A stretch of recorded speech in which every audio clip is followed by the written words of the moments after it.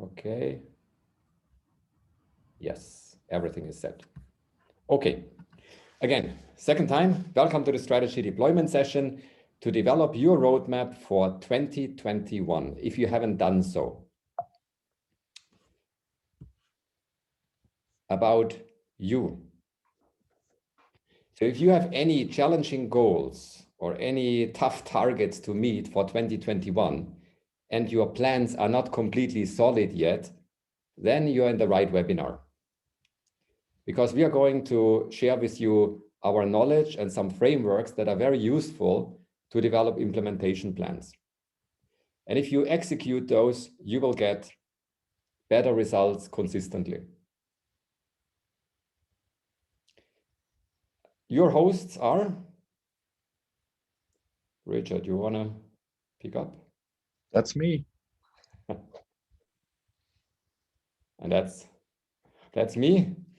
So we are two experts, lean experts, and we help companies to achieve their most important goals. And we are really hands-on and help to drive the implementation. At the end, so all summarized in the tagline, navigating to results. So let's get into it. The agenda is we start with a quick introduction, that's now, into strategy deployment. Then we talk about how to solidify your vision and mission statement, develop goals and breakthrough objectives, translate a strategy into tactics. So the what to achieve into the how to achieve it.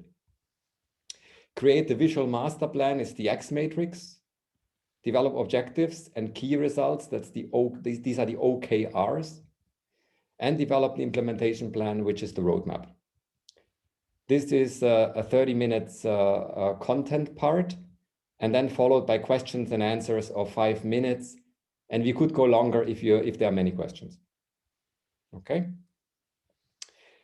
So strategy deployment. Why do we need it? What's the problem? The problem is that most change programs actually don't succeed. And there are some statistics. 50% of strategy executions fail, 70% changes fail, and 80% New Year's resolutions fail, and 85% digital transformations fail. And those are based on scientific studies by top-tier universities and consulting firms.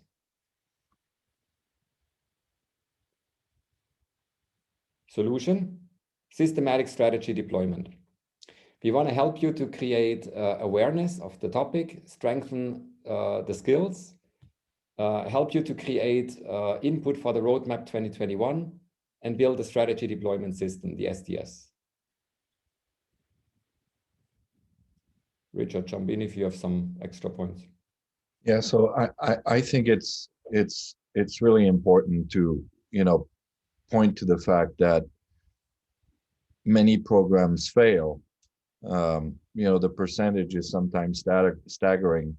And it mostly has to do with the fact that, the issues are not well laid out. And so what we're going to do going forward is we're going to be first talking about why most of those programs fail, and then talk about what the solutions are.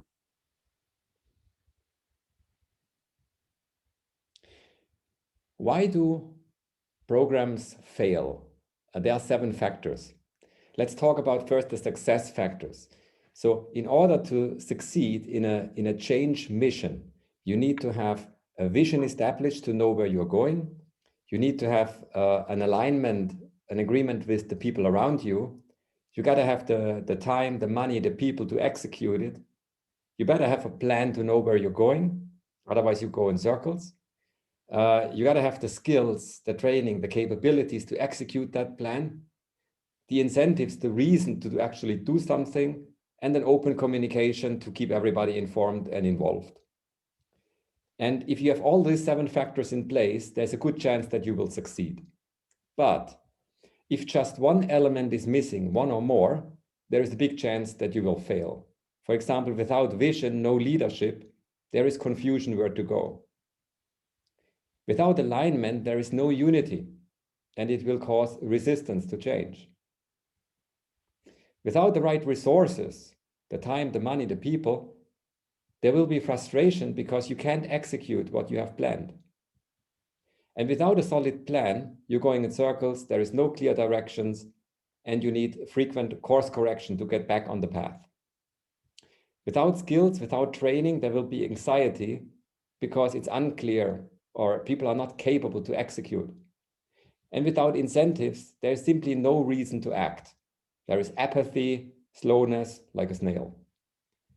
Without communication, open communication, there is no information. And without information, people are disconnected and they for sure will not support the change. So in any change program, you got to make sure you have all 7 factors in place. Yeah. Now, our experience is that when a program is first started, there's a lot of goodwill, there's a lot of good intentions, and everyone jumps in, CEO on down, and that usually lasts through the vision and mission statement, and then the urge is to pass it on, and to say, okay, guys, now we've done the top line, now you go out and execute. Without giving much thought to the idea that everyone is drinking through the fire hose, right? They're trying to make deliveries, they're trying to ship, they're trying to deal with QA issues, and we're not making time to talk about strategy. And so as long as leadership is not creating that time, is not giving people direction, is not offering training, is not giving them good reasons to act, then everything stays aspirational. And it looks good on the website, but it doesn't go any further than that. And that's one of the main reasons why these programs fail. So we can do better, and there is a framework for it. And the framework not really forces, but it encourages us to follow a certain structure. It's the strategy deployment, or called Hoshin Kanri in Japanese, for systematic planning and implementation. And this framework makes sure we have an aligned strategy, that the goals are crystal clear. And if they are clear, they drive actions at every level of the organization. So it starts with the values at the top. And we don't want to go any deeper into the value discussion, but I hope you have the values. Then the vision, we derive the mission, the objectives, and the actions. And those are all connected as one pyramid, and that's the strategy deployment pyramid. And I think that it's important to say that jumping through this pyramid without going systematically through the strats of the pyramid will undoubtedly lead to a lot of confusion, right? It's very nice to do values, vision and mission. That's usually easily done, but then you don't want to jump directly to actions. You have to develop the objectives, the metrics. How are we going to get there? It's almost like saying, I want to go from here to there. There's no roads, there's no planes, there's no cars, there's no way to get there. But you know what? Somehow let's get there. And that's why we need a system.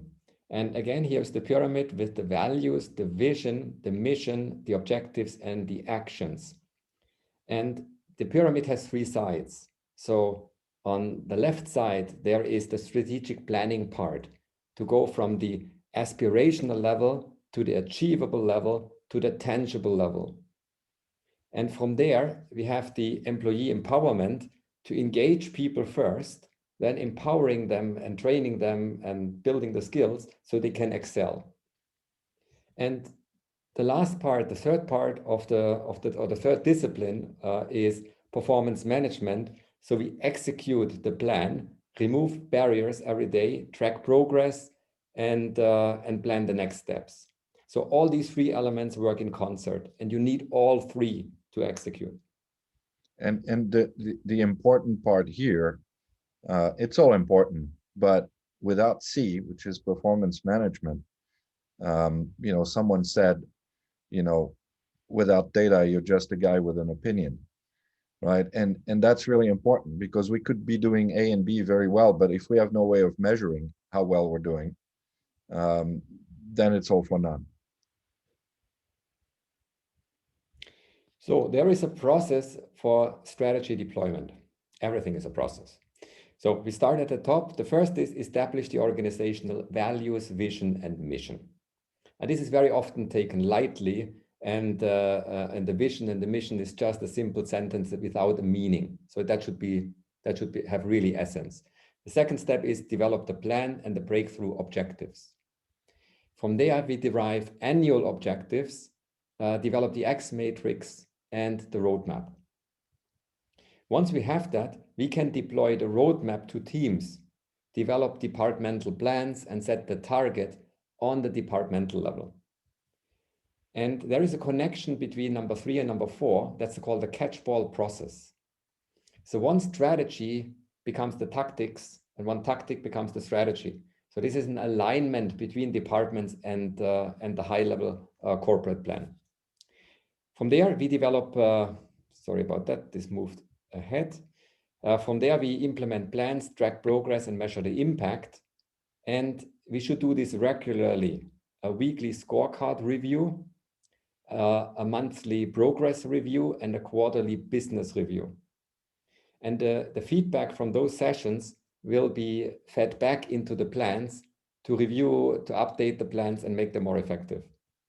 And at the end, we have the annual performance review for reflection and learning, again, to have learning and feedback to provide that for the next iteration, for the next year's cycle. PDCA means plan, do, check, act. It's the Deming cycle, is just a systematic way of, or a formal way to plan something, execute, measure progress, and then take action on the results. Vision. So when there is no vision, you get a picture like that. And we are always amazed to see how many people and how many companies walk around the edge, on the cliff, without having a clear vision where they want to go. So that's the first point we want to intervene and say, we got to have a strong vision statement, something that's inspirational, idealistic, and emotional. It got to trigger some emotions in you. If it doesn't, it's not a good vision. It also should ground the group so it makes a real impact on the world. This sounds big, but it's a criteria. It's important. Vision checklist. The vision should be inspiring and excite you. It should be ambitious, something that you have to stretch in order to get it. It has to create good for the world. It has to be serving customers or your customers, your audience, or the world or the society. It got to be unique, specific to you. It got to be clear so you can paint a clear picture of the future. The strategy, a good strategy can be painted or drawn on a piece of paper. It got to be simple so it's easy to communicate and understand. And it should also be feasible, realistic, not too broad, or not to be full of superlatives. For example, to say, we are the greatest, the best, with the best quality and the lowest cost. This is not a good vision. From Steve Jobs is a good quote. If you are working on something exciting that you really care about, you don't have to be pushed. The vision pulls you. Now look at your vision. Is your vision so exciting that it pulls you? It's a good one. If not, it's time for a revision. And one more thing, it probably should fit on a t-shirt. Good one. Hope or ambition, that's what a vision statement describes. Here are some of our favorites. Italian excellence that makes the world dream. Ferrari. A future in which people live in harmony with nature. The World Wildlife Fund. To be our customers' favorite place and way to eat and drink. McDonald's. A world without Alzheimer's disease. Become number one or number two in every market we serve. General Electric, that's an old one from the 80s, but still good. Walmart, be the destination for customers to save money. Be the world's most customer-centric company, Amazon. And TED, the power of ideas to change attitudes, lives, and ultimately the world. So those are all ambitious, and they describe a hope or a very high level goal. Now there is also a mission, and some people are confused. What's the vision? What's the mission? Is this the same or is this different? They are distinctively different.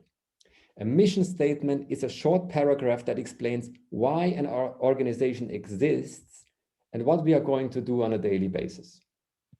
So the mission checklist is, it should define the purpose, explain why we exist and what we do every single day. So action-oriented, applicable to every day. Customer, it should define for whom we are doing it, who is benefiting from our actions. It should also describe the means. How exactly are we creating value? And there are three possibilities. Through a distinctive competence, we know something better than other people. Through an advanced technology, we have some technology that other people don't have, or other competitive advantage that we can use to create that benefit for our customer.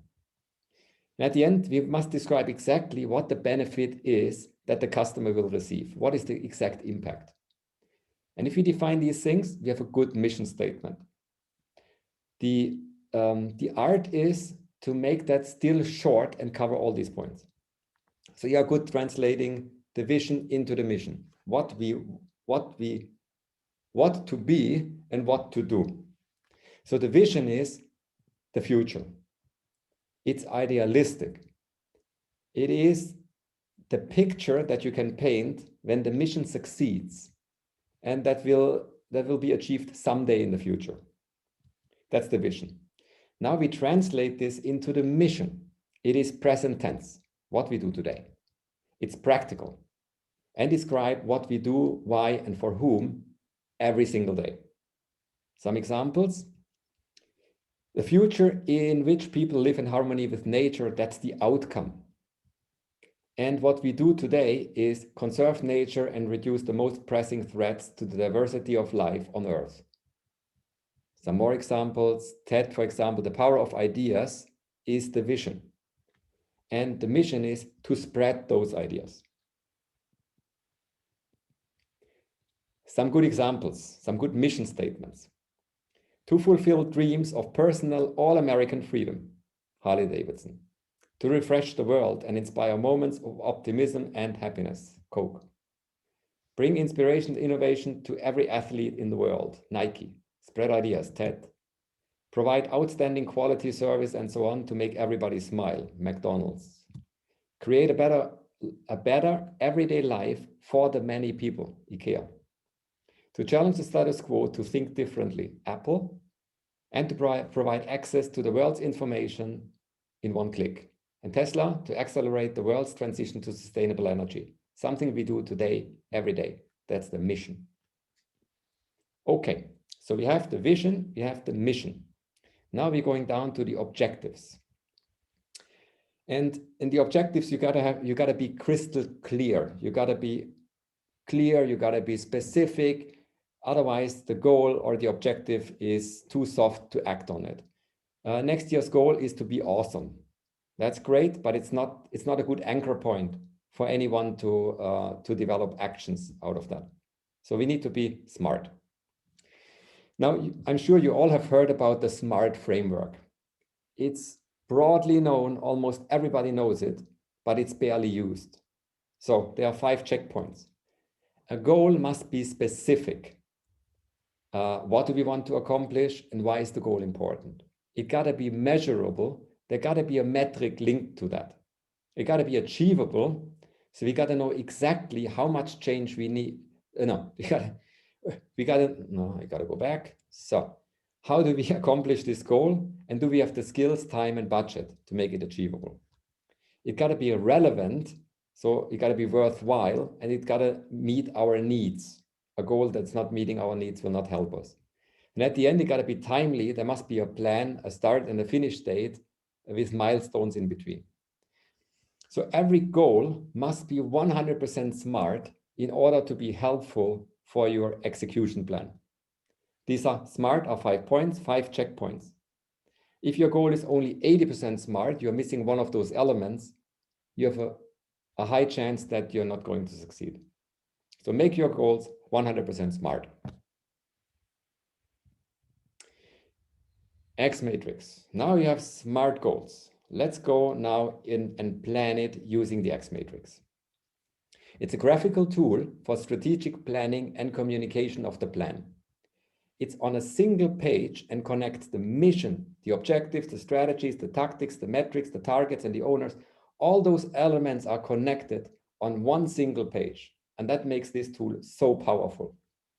It's like a compass to guide the whole organization towards the goal, to achieve long-term growth and sustainability.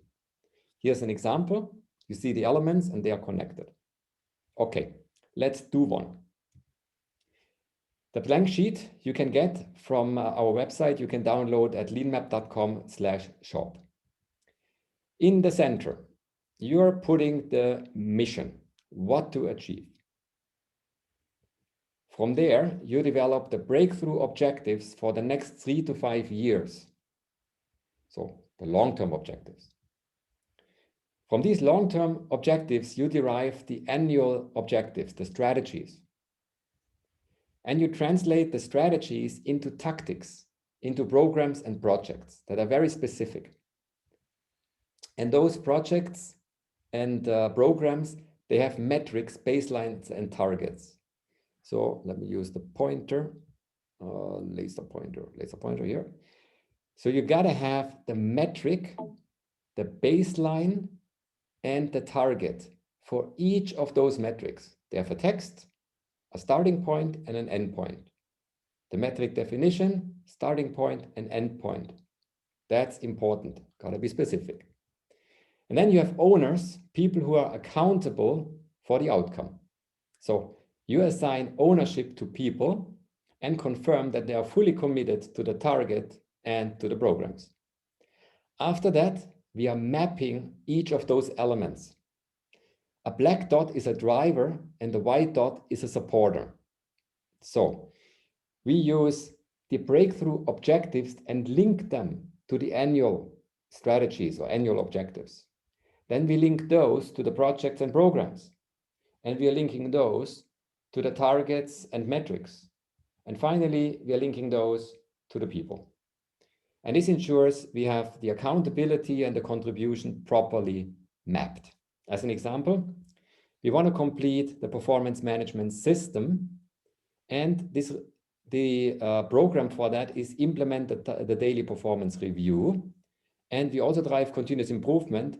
So implement daily performance review is relevant for both of those two strategies. So these two strategies, and this program is helping to execute these two strategies. The training program to build problem-solving skills is related to drive continuous improvement forward as a major driver. And here we have the linkage to the metrics and the linkage to the owners. So everything on one single page, extremely powerful. This is the completed X matrix. Why do only so few people use the tool? Because it drives, it's so sharp and so specific that many people are afraid of the commitment they're going to make. But this is a really important, simple and important planning tool. So to use this will help out to sort priorities and really get everybody on the same page, literally. Okay. Once we have the X matrix, we can jump in and develop the roadmap. So the X matrix is for high-level planning by the executive team. And the roadmap is for the implementation by the departmental managers, the supervisors, and the operators. They are developing the detailed implementation plan. And this roadmap should cover at least 12 months. And together, this is the strategy deployment system. And that's what we want to encourage you to develop starting today, if you don't have it already.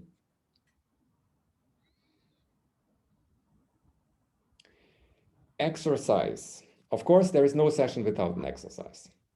Once we finish this webinar, we want to strongly encourage you to develop, to do this exercise.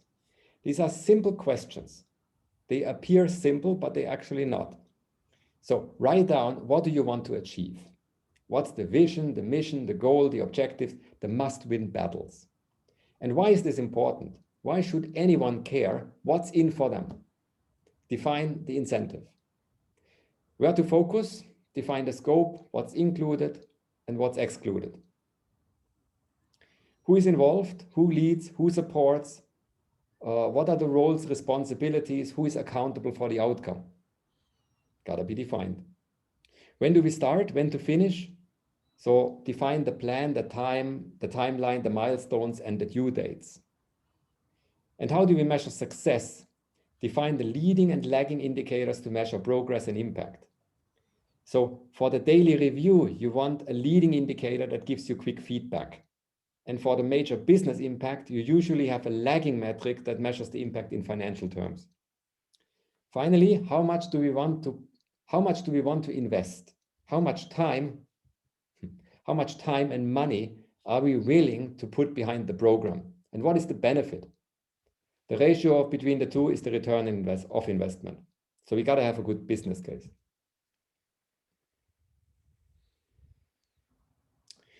Start your journey.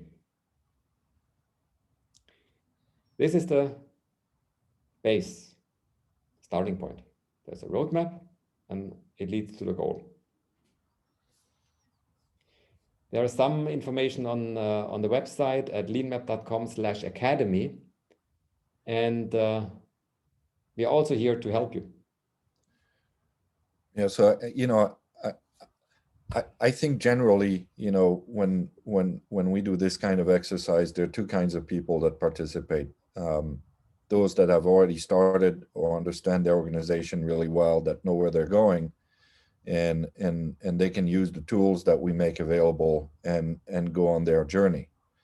Then there are those, are here, because they have a lot of questions. And it's usually very difficult to ask those questions when you don't know what questions to ask. And this can be a little bit of an intimidating process. But I think that, for those that are pretty secure and pretty clear about where they're going, feel free to get on our website and download the tools. For others, what we'd like to do is to offer, some time one-on-one, probably a 30-minute call or Zoom these days. And since we can't offer that to everybody that's participating, we're just going to pick 10 and see where that goes. So if you're interested in having a conversation, send us an email at expert@leanmap.com, and try to describe, yourself, your company, what your challenges are, what you're looking for, and we'll try to answer those questions, in a 30-minute session, and see if that's helpful to you.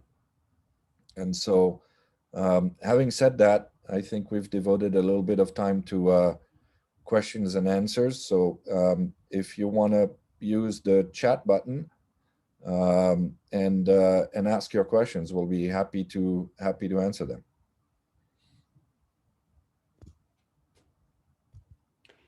The floor is open for questions and answers.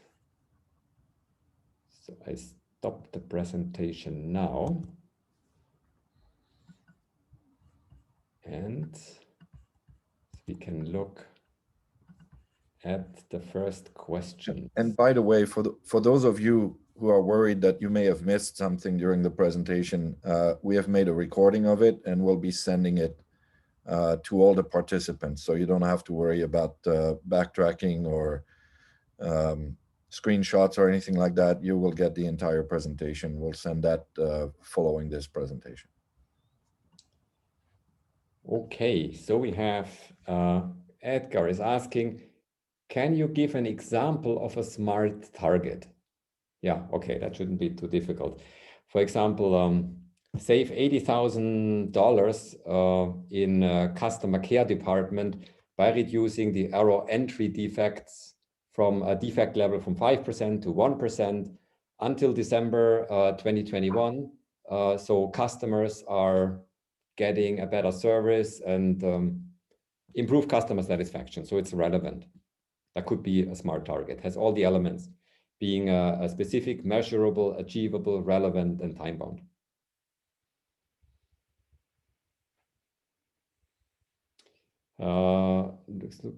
Mariana, in our company, people have different ideas and targets. Is one single roadmap enough, or do we need several roadmaps? Okay, also good question. Short answer, you need several roadmaps, one per team. So you start from the top, there is the master plan, of course, and then you break it down into the departmental level. So if the master roadmap says we need improved productivity or cost, then of course the departmental roadmap should reflect the same targets, or the same, that goes in the same direction. We talked about the compass, right? And that has to do with basically pointing north. So what we want is we want every department to actually be swimming in the same direction. We don't want anyone going counter current. And the only way to do that is start at the top, right? And so think of that pyramid again. You start with the roadmap at the top. And of course, for each of those goals, there's going to be different assignments to each department. They're all going to contribute in their own way. And so the way they're going to be able to contribute is going to be represented in their own individual roadmap. And that's very important, to first create the top roadmap and then go down and make sure that they're all pointing north. Okay, let's look at more questions. The whole list. Okay. There's one for you, York, from Norbert. How do OKR and Hoshin Kanri interact, or are they alternative to each other? Hoshin Kanri is how you're breaking down, how you take the 3 to 5 years breakthrough objectives and break them down into something that becomes tangible. So the 3 to 5 year plan can still be, we want to become number 2 in a certain market. And this is fairly broad. Now, how do you become a number 2? Now we are number 5, we want to become number 2 in a certain market. And the OKR means, what specifically are we going to execute this year to get to the number 2? So what makes us a number 2? Do we need to reduce cost because customers want to go for a low-cost product? Or do we want to offer another product range because customers, that's something we currently don't serve, that brings us, that will make us a number 2? So OKRs are very specific. These are the key results. And the Hoshin Kanri goes from the high level to the specific. So OKR is on the project, on the program level, the targets and metrics and targets. So Sandro asked, you mentioned that many systems intentions fail. Has your approach ever failed? Of course it has. We're very confident in our approach. But as consultants, very clearly, all we can do is offer advice. Whether people actually follow it, take it on, and see it through is an entirely different question. What we try to do is to encourage people to do only as much as they can do, not to overreach, because that's the best way to fail. But also sometimes it's about cajoling and making sure that the leadership stays involved. That people on the factory floor understand why we're doing this. We have to do 5S. Why? Because we want the place to look clean. Well, that's never going to get anyone, really fired up, right? So, yeah, things fail, and when they do, it's most likely because we failed as a consultant to really gather everyone to actually follow the process, or the leadership kind of lost interest, right? So there are many reasons why things fail, but yeah, we're very confident in the way, in our approach, but it's not fail-proof. And also the techniques surface, it makes you aware of your own shortcomings, because indicators will get red. And if something is not properly connected or is not properly working, you got to be willing to work to actually acknowledge your own shortcomings, and you got to be willing to work on them, to remove them, so you don't have the barriers for others. And as long not everybody is willing to look at that and admit their shortcomings and those barriers and say, hey, our strategy is really not strong enough, we got to fix this. And when everybody is aware of this and actually tackles it, yes, you have a high chance of success. Just another comment to Richard, what you just said. Let me think.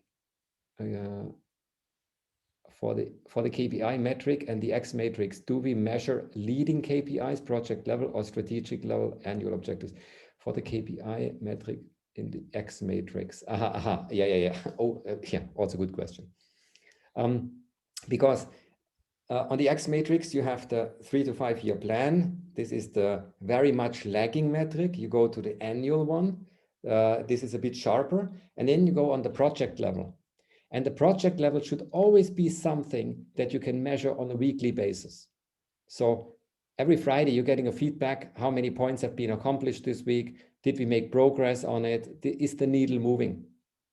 And if you're not getting this on a weekly basis, if you're only getting this monthly, then it could mean that you didn't do anything through the month. At the end, it indicates there was a problem and you lost the entire month.